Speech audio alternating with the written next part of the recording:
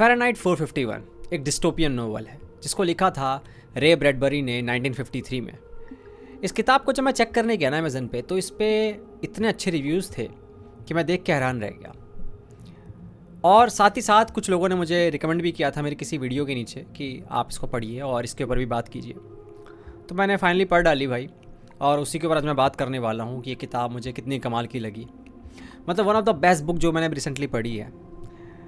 इस किताब के ऊपर बात करते हैं, लेकिन उससे पहले समझते हैं इस किताब के अंदर हो क्या रहा है। इस किताब का नाम फ़ारेनहाइट 451 रखा क्यों गया है। तो जो ये कहानी है, इसके अंदर जो फ्यूचर वाला अमेरिका है उसको दिखाया गया है। उस अमेरिका के अंदर एक कमाल की बात यह है कि बुक्स वगैरह ना बैन है। आप बुक्स रख नहीं सकते, आप पढ़ नहीं सकते। और उस दुनिया के अंदर कुछ ऐसे लोग हैं जिनको फायरमैन कहते हैं। जैसे आज के टाइम में हमारे पास फायर ब्रिगेड वगैरह है, कभी भी आग लगती है तो लोग आग बुझाने आ जाते हैं। लेकिन उस दुनिया के अंदर थोड़ा उल्टा है। वहाँ फायरमैन आग बुझाते नहीं हैं, आग लगाते हैं। लेकिन आग कहाँ लगाते हैं? आग वहाँ लगाते हैं जहाँ उन्हें किताबें मिलती हैं। मान लीजिए उनको पता चल गया कि आपके घर पे किताबें हैं, तो वो आएंगे भैया सायरन बजाते हुए और कैरोसिन छिड़केंगे सबसे पहले आपके घर के ऊपर, और उसके बाद आग लगा देंगे किताबों के साथ। शायद आप भी जल जाए, उन्हें फ़र्क नहीं पड़ता। उनमें से एक फायरमैन का नाम है मॉन्टैग, जो कि हमारा मेन कैरेक्टर है इस पूरे नोवेल का। वो भी यही काम करता है, आग लगाता है और किताबों को राख बनता देखता है। अब फ़ारेनहाइट 451 इसका नाम इसलिए रखा गया क्योंकि 451 फ़ारेनहाइट पे ही पेपर वगैरह जलते हैं। अब मॉन्टैग जो है एक रात अपने काम से लौट रहा होता है, तो उसको एक लड़की मिलती है 16-17 साल की, क्लैरिस नाम की। अब क्लैरिस जो है ना, वो थोड़ी अलग है इस पूरी दुनिया से, इस पूरी सोसाइटी से। वो ऑब्ज़र्व करती है, सवाल पूछती है, सोचती है। वो चांद की तरफ देखती है, जब बारिश होती है तो बारिश को टेस्ट करती है, फूलों के साथ खेलती है, पत्तियों के साथ खेलती है, नेचर के साथ घुलती मिलती है। और मॉन्टैग के साथ एक इंटरेक्शन होता है उसका। मॉन्टैग उसके अराउंड थोड़ा अजीब फील करता है क्योंकि ऐसे लोग उसको मिलते नहीं हैं। इस सोसाइटी के अंदर ऐसे लोग है ही नहीं बेसिकली जो इस तरीके से बात करते हों। क्योंकि ये जो सोसाइटी है इसने किताबें पढ़ना बंद कर दिया, क्रिटिकल थिंकिंग ख़त्म हो चुकी है। लोग अब चीप एंटरटेनमेंट में बिजी हो चुके हैं। अब लोगों के घरों में टीवी नहीं होते जैसे हमारे आसपास टीवी होते हैं, पूरी दीवार ही टीवी होती है। मतलब जैसे हम 4 दीवारी बोलते हैं ना, लोग 4 दीवारी नहीं 4 टीवी बोल सकते हो आप, उस तरीके की दीवारें होती हैं। मतलब पूरी स्क्रीन, मतलब कि पूरी दीवार जो है वो टीवी बन जाती है और उसमें एंटरटेनमेंट चलता रहता है। लोगों को म्यूज़िक दे रखा है, चीप मैगजीन्स दे रखे हैं, किताबें बैन है लेकिन मैगजीन्स वगैरह दे रखे हैं, कॉमिक्स दे रखा है, और ड्राइव करने दे रखा है कि आप फुल स्पीड पर ड्राइव करिए, कोई दिक्कत नहीं, कोई लिमिटेशन नहीं है, मज़े करिए जितना मज़े कर सकते हैं आप काम के बाद। स्कूल के अंदर बहुत बदलाव आ चुके हैं। स्कूल में हिस्ट्री, फिलॉसफी ये सब नहीं पढ़ाया जाता है। स्पोर्ट्स की बात की जाती है, इधर उधर की बात की जाती है, और बिल्कुल ख़त्म कर दिया गया मतलब एजुकेशन सिस्टम पूरा। बच्चे जो हैं वो सोचते समझते नहीं हैं, ठीक है, बच्चे उस तरीके से डेवलप नहीं हो रहे हैं। अब क्लैरिस भी ऐसे स्कूल में जाती हैं जहाँ पे क्लैरिस को एबनॉर्मल बोला जाता है। क्लैरिस बोलती भी है मॉन्टैग को कि मुझे एबनॉर्मल बोला जाता है। इवन मेरी इस हरकत के कारण मुझे एक साइकेट्रिस्ट के पास भेजा जा रहा है कि भाई देखो यार, इसके साथ कुछ गड़बड़ तो नहीं है, ये इस तरीके से बिहेव करती है, सोचती है, समझती है, चांद की तरफ देख के हंसती है। मॉन्टैग उसके साथ मिलता है, थोड़ा उसको अजीब लगता है। मॉन्टैग को लगता है कुछ अजीब बात है इस लड़की के बारे में। और क्लैरिस भी वो फील कर पाती है कि मॉन्टैग जो है ना, ये भी खुश नहीं है, ये भी इस सोसाइटी में फिट नहीं बैठता जैसे मैं नहीं बैठती हूँ। तो उससे पूछ लेती है आर यू हैप्पी, और ये सवाल ना मॉन्टैग को हिला देता है। यहीं से एक टर्निंग पॉइंट आ जाता है मॉन्टैग की कहानी में। अब ऐसे ही घर जाता है मॉन्टैग अपना, और अपनी बीवी को देखता है। मिल्ड्रेड नाम की लड़की है, वाइफ है उसकी। वो स्लीपिंग पिल्स वगैरह लेकर सोई पड़ी है, और स्लीपिंग पिल भी उसने ओवरडोज कर लिया था कि उसको डॉक्टर वगैरह बुलाने पड़ गए थे उसको बचाने के लिए।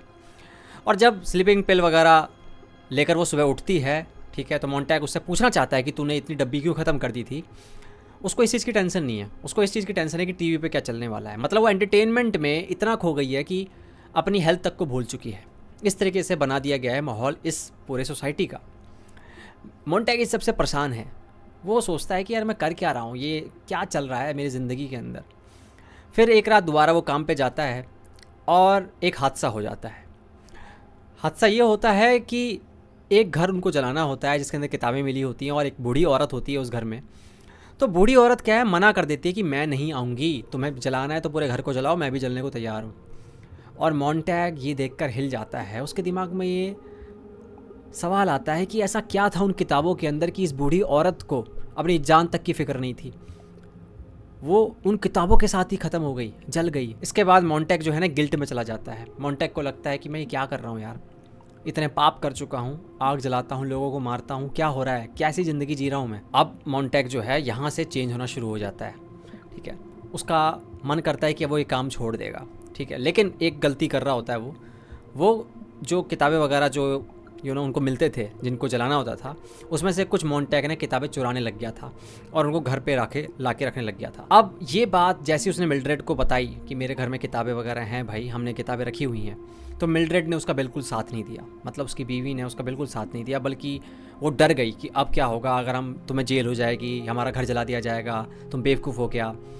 और मोंटेग ये सोचता है कि नहीं यार, अब मैं नहीं जाने वाला उस तरफ, मुझे समझना है इन किताबों को, मुझे अब इसके खिलाफ आवाज़ उठानी है, मुझे इसको चेंज करना है, मुझे कुछ करना है अपनी तरफ से। ऐसे में बेटी जो है एक फायरमैन और है जो कि मोंटेग के साथ ही काम करता है। मोंटेग का पूरा एक ग्रुप है बल्कि फायरमैन का, जिसमें बेटी नाम का एक बंदा दिखाया गया है। और जो बेटी है वो थोड़ा अलग है, मतलब वो आता है मोंटेग के घर पे, उसको शक होने लगा है एक तरीके से मोंटेग पे कि मोंटेग ऐसा कुछ कर रहा है, तो उसको वो फ़िलासफ़ी सुना देता है। और इसी फ़िलासफ़ी में इस पूरी किताब की फ़िलासफ़ी है जो बेटी उसको बताता है। बेटी उसको बताता है कि हमने किताब बैन क्यों करी, हमने किताबों को जलाना क्यों शुरू किया। अब वो बोलता है कि देखो ये कोई सेंसरशिप नहीं है कि गवर्नमेंट ने बोला है, कोई ऊपर से कोई निर्देश आए हैं, ऊपर से कोई मैसेज आया है, नहीं, ऐसा नहीं है। सोसाइटी ने खुद अपने ऊपर ये सेंसरशिप लगाई है। कैसे? उनको बताया गया कि किताबें जो है ना वो क्या करती हैं। देखिए, किताबें बेसिकली क्या करती है, आइडियाज़ देती हैं आपके दिमाग में। आपके दिमाग में जब एक आइडिया आता है, आप उसके ऊपर सोच विचार करते हैं, उसके साथ जीने लग जाते हैं। मान के चलिए आपका पड़ोसी है, वो दूसरा कोई आइडिया लेके आ जाता है किसी और किताब से पढ़ के। अब दोनों किताबों के बीच में, दोनों लोगों के बीच में कॉन्फ्लिक्ट स्टार्ट हो जाएगा। अब दो आइडियाज़ जब कॉन्फ्लिक्ट करते हैं तो उनको लगता है कि यार इससे ना आर्ग्यूमेंट्स होते हैं, लोग परेशान होते हैं। मान के चलिए आप एक नोवेल पढ़ रहे हैं जिसके अंदर एक कैरेक्टर है, वो बहुत ही हैंडसम है, ठीक है, बहुत ही स्मार्ट है, उसको लड़कियां मिलती हैं, सक्सेसफुल है। तो एक मोटा इंसान जिसको कभी ज़िंदगी में लड़कियां नहीं मिली, वो दुखी हो जाएगा ये सुनकर। उसको लगेगा कि यार मैं ऐसा क्यों हूँ और ये इतना कमाल का है, यार मैं ऐसा क्यों नहीं बन सकता। वो कंपेयर करेगा खुद को। तो बेटी कहता है कि इन कॉन्फ्लिक्ट्स के कारण ना, इन आर्ग्यूमेंट्स के कारण, इन कंपैरिजन के कारण ना लोग ना खुश नहीं हो रहे थे। और कॉन्स्टिट्यूशन में लिखा गया है कि भैया ठीक है, सब बराबर है, लेकिन हमें ना रियली में बराबर बनाना था, हमें इक्वल बनाना था। तो इक्वल बनाने के लिए सबसे बेस्ट ये है कि तुम पहाड़ी ख़त्म कर दो, कि कंपेयर करने लायक कोई चीज़ ना हो, कि तुम उसके सामने अभी क्या होता है, अगर तुम पहाड़ के सामने जाओ तो तुम पहाड़ को देखो, बोलोगे यार मैं कितना छोटा हूँ, कितना पहाड़ बड़ा है। तो एक काम करते हैं, सबको बराबर बना देते हैं, कोई कंपेयर करने लायक ही नहीं रहेगा, सब बराबर हो जाएंगे। तो किताबें ख़त्म कर दो और सबको बराबर कर दो, क्योंकि लोगों के पास जब आइडियाज़ ही नहीं होंगे, जब लोग सोच ही नहीं पाएंगे, तो दुखी किस लिए होंगे, उनका दिमाग उधर जाएगा ही नहीं। तो लोगों को खुश करने के लिए और लोगों को ये यकीन दिला दिया गया कि देखो भाई, अगर तुम ऐसा कुछ करोगे और किताबें पढ़ोगे तो किताबें ना तुम्हारी ज़िंदगी में दुखी लाएंगी, ठीक है। तो इससे बेस्ट है कि इग्नोर करो इन सारे आइडियाज़ को और चीप एंटरटेनमेंट में बिजी हो जाओ, खुश रहो, फ्री रहो। सच वच क्या ढूंढ रहे हो, क्या क्रिटिकल थिंकिंग कर रहे हो? तुम्हारा काम है खुश रहना, ज़िंदगी में आए हो, मज़े करो। और ऐसे में सोसाइटी क्या करती है, जब सोसाइटी सुनती है, सोसाइटी को लगता है कि ठीक है भाई सही कह रहे हैं एक तरीके से, तो वो इस डर के कारण कि उनको दुख होगा किताबों से, वो खुद ही किताबों को एक बुरी चीज़ मानने लग जाते हैं। इंटेलेक्चुअल वर्ड एक गाली बन के रह जाता है, क्रिटिकल थिंकिंग के बारे में कोई सोचता तक नहीं है। और बेटी बताता है कि जो किताबें होती हैं ना, वो एक गन की तरह हो जाती हैं, एक गन की तरह, एक लोडेड गन की तरह, जो कि आपके पड़ोसी में किसी को चल सकती है। हिस्ट्री पढ़ता है एक इंसान, उसको बुरा लगता है कि मेरे पूर्वजों के साथ ऐसा हुआ था, मेरे ग्रुप के साथ, मेरी कम्युनिटी के साथ ऐसा कुछ हुआ था, मुझे बहुत बुरा लगता है, आज से मैं इस पार्टिकुलर कम्युनिटी से नफरत करूँगा जिन्होंने इस तरीके का ऑपरेशन किया। तो लोग हिस्ट्री पढ़ते हैं, उससे दुखी होते हैं, गुस्सा यहाँ निकालते हैं, वहाँ निकालते हैं, इससे कॉन्फ्लिक्ट स्टार्ट होता है। तो बेस्ट है उन लोडेड गन्स को, जो किताब हैं, जो वेपन है, उसको ख़त्म कर दो। और बेटी कहता है कि हम जो फायरमैन है ना, हम सारे के सारे एक तरीके से हीरो हैं, हम खुशियाँ ही ला रहे हैं लोगों की ज़िंदगी में जब हम इतना अच्छा काम कर रहे हैं किताबों को जलाकर। और बेटी की इस फिलॉसफी से मोंटेग को कोई फ़र्क नहीं पड़ता। अब बेटी जो होता है वो चला जाता है और मोंटेग जो है वो अब इस तलाश में निकल जाता है कि मुझे करना क्या है, मुझे कुछ तो करना पड़ेगा। इसी बीच में उसको एक ओल्ड मैन की याद आती है जिसका नाम फेबर होता है। फेबर जो होता है वो एक, समझ लो कि बहुत टाइम पहले किसी यूनिवर्सिटी में पढ़ाया हुआ करता था, कोई प्रोफेसर था। अब वो कभी मिला था मोंटेग को किसी समय, तो मोंटेग फेबर को ढूंढता है और फेबर से कहता है कि हम क्या कर सकते हैं। तो वो ये दिमाग लगाते हैं, काम करते हैं ना, जो ये फायरमैन वगैरह है ना, इनके घर में ही किताबें छुपाने लग जाते हैं। अगर इनके घर में किताबें मिलने लग जाएंगी फायरमैन के, तो लोगों का विश्वास खत्म होने लग जाएगा इनके ऊपर से कि देखो ये तो हमारे घर जला रहे थे, इनके घर में मिल रही किताबें। तो ऐसे पूरा सिस्टम कोलैप्स कर सकता है। जबकि मुश्किल था बहुत, कंट्री के अंदर इतने घर हैं, इतने फायरमैन हैं, कितनों घर को जलाओगे, लेकिन फिर भी वो कुछ करना चाहता था अपनी तरफ से। अब मॉन्टेग क्या करता है, दोबारा काम पे जाता है फेबर के कहने पे कि जा भाई बेटी वगैरह से बात कर और कुछ क्या पता कोई इन्फॉर्मेशन मिल पाए, हमारे काम की कोई चीज़ मिल पाए उसके पास। वो जाता है, ठीक है, लेकिन थोड़ी देर बात होती है और एक अलार्म बजता है। अलार्म बेसिकली इसलिए बजता है क्योंकि कहीं पे किताबें मिली होती हैं, उनको जाना होता है। तो सारे गाड़ी में बैठ के जा रहे होते हैं। गाड़ी जहाँ रुकती है, मॉन्टेग देख के हैरान हो जाता है कहाँ रुकती है। वो मॉन्टेग का घर ही होता है जहाँ उसकी गाड़ी रुकती है। और पैटी कहता है अपने घर को आग लगा क्योंकि तेरे घर में किताबें मिली हमें। अब मॉन्टेग अपना घर पूरा जला देता है, उसको जलाना पड़ता है बेसिकली। अपने घर को आग लगाने के बाद कुछ प्रॉब्लम क्रिएट और होती है और बेटी को वो मार देता है मॉन्टेग। अब मॉन्टेग जो है वो भाग जाता है, ऊपर से हेलीकॉप्टर वगैरह ढूंढने लग जाते हैं, पुलिस पीछे पड़ जाती है, हर जगह ये अनाउंसमेंट कर दी जाती है एक बंदा है जिसने क्राइम किया है, पकड़ो इसे। उसको चेज़ किया जाता है, बहुत भयंकर लेवल का चेज़ एक स्टार्ट हो जाता है।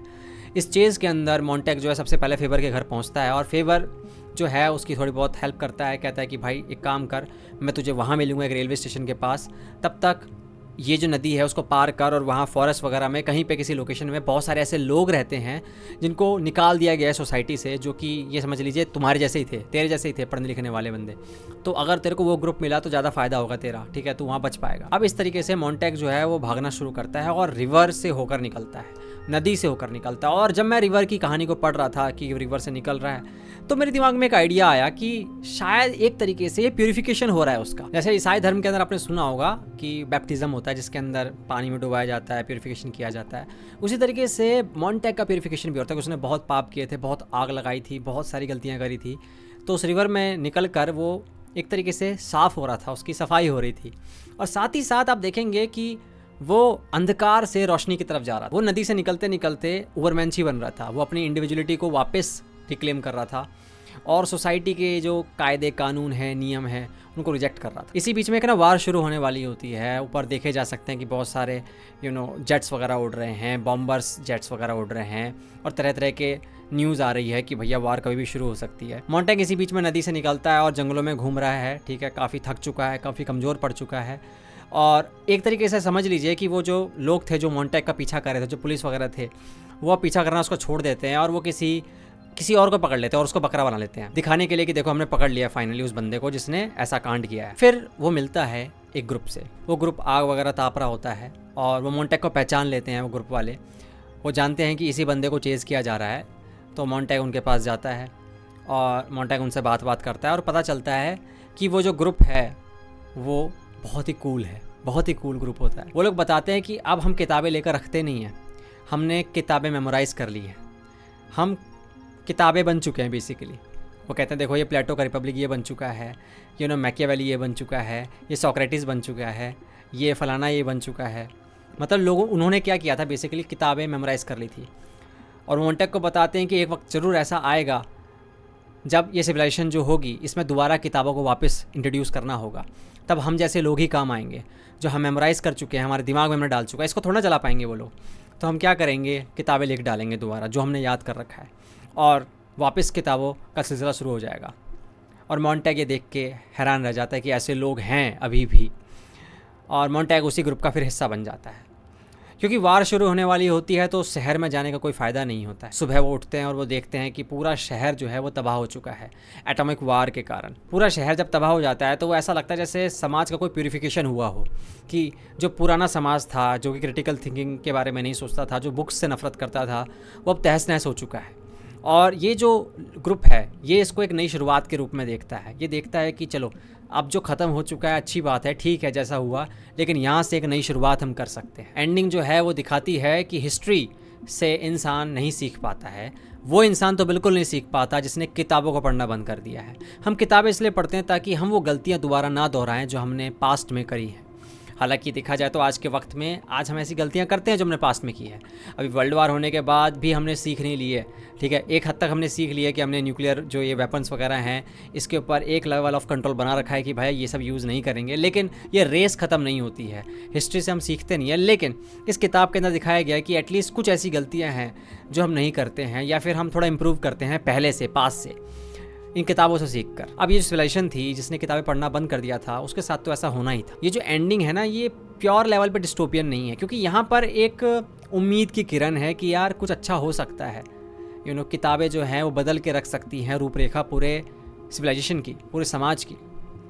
एक कॉल टू एक्शन है यहाँ पे, राइटर एक कॉल टू एक्शन दे रहे हैं कि भैया किताबें पढ़ना शुरू करिए, किताबों से प्यार कीजिए, क्रिटिकल थिंकिंग पे कोई भी सेंसरशिप मत लगाइए। आज के टाइम में आप देखिए कोई भी रील जब वायरल होती है या कोई ऐसी वीडियो वायरल हो जाती है, कोई भी piece of information, for example कोई किताब आपने देखा बहुत सारी ऐसी किताबें हैं जिससे एक पार्टिकुलर जो ग्रुप होगा वो ऑफेंड हो जाएगा और उस बुक को बैन कर दिया जाएगा। किसी पार्टिकुलर कम्युनिटी को कुछ बुरा लग गया, ये बैन हो जाए, वो बैन हो जाए, कैंसिल कल्चर आपको देखने को मिलता है। जो ये राइटर हैं वो इसी चीज़ के खिलाफ थे और इसके खिलाफ भी थे कि जो मास मीडिया है, जो टीवी है, न्यूज़ है, इसमें लोग अगर इतने लुप्त हो जाएंगे, ठीक है, तो वो रियल थ्रेट्स को इग्नोर कर देंगे, रियल मुद्दों को इग्नोर कर देंगे। आज के टाइम में आप देखिए लोग रील्स वगैरह में कितने बिजी हो चुके हैं या चीप एंटरटेनमेंट में इतने बिजी हो गए हैं कि वो रियल मुद्दों की बात ही नहीं करते, क्लाइमेट चेंज की बात नहीं करते हैं, ये जो गरीबी है या अनएम्प्लॉयमेंट है इनके ऊपर बात नहीं करते हैं, खाने पीने के अंदर हमारे कितनी मिलावटें इसके ऊपर बात नहीं करते हैं, हेल्थ केयर की बात नहीं करते हैं। अगर नॉलेज को प्रिजर्व किया जाए और पास से सीखा जाए, हिस्ट्री सीखा जाए और इन आइडियाज़ को फ्रीली फ्लोट होने दिया जाए,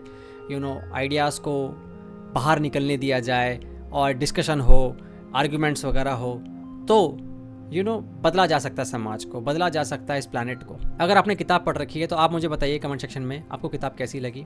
आज के लिए इतना ही। Thank you so much for watching. मिलते हैं अगली वीडियो में, तब तक के लिए ध्यान रखो। Good bye.